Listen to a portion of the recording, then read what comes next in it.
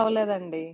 అందరూ మొత్తం ఫుల్ అయినాయి. డాలస్‌లో క్యాన్సిల్ అవ్వలా. దట్ అలాగేలే. ప్లేస్ ఇస్ అంటే వెరీ మాకు హ్యాపీ. ఏఎంసీస్ నుంచి, రీగల్స్ నుంచి చాలా క్యాన్సిలేషన్స్ వచ్చినాయిలే.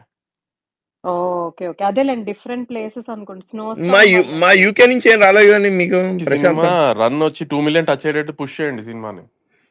వంశీ గారు మా యూకే నుంచి ఏం మీకు ప్రాబ్లం లేదు కదా, మా యూకే బ్రహ్మాండంగా ఉంది.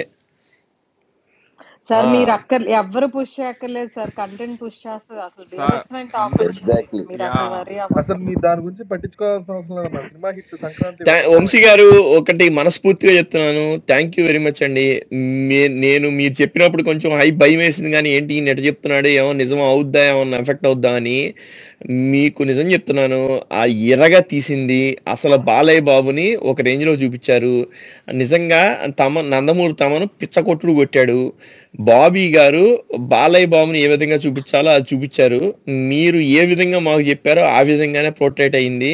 బ్రహ్మాండంగా ఉంది. అసలు మీరు అసలు ఆలోచించాల్సిన అవసరం. సంక్రాంతి పురుషుడు బాలయ్య బాబే. అది మాత్రం కాదని మీకు మనస్ఫూర్తిగా లేదు.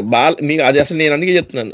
మీకు మనస్ఫూర్తిగా థ్యాంక్ యూ ఒక చెప్తున్నాను. జైలర్, ఒక విక్రమ్ లాంటి స్టైలిష్ సినిమా చూసినట్టు అనిపించింది కదా. బ్రహ్మాండం అండి. అవన్నీ దీని ముందు చాలా చిన్నవి.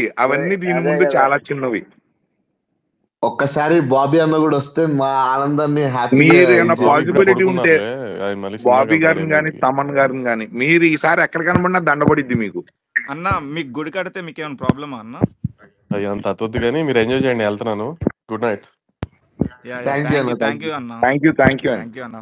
Thank you very much for the good. Thank you అన్న.